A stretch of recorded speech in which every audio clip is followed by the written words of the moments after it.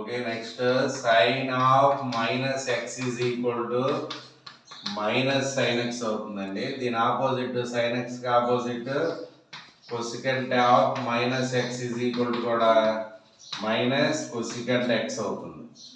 అలాగే నాన్న tan of minus X is equal to minus tan X, టాన్కి opposite cot of minus X is equal to minus cot X.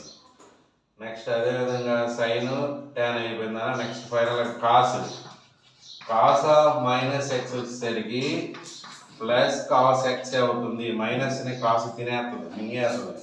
కాస్కి opposite secant of minus X కూడా plus secant ఎక్సే అవుతుంది. Formulas గుర్తుపెట్టుకోండి.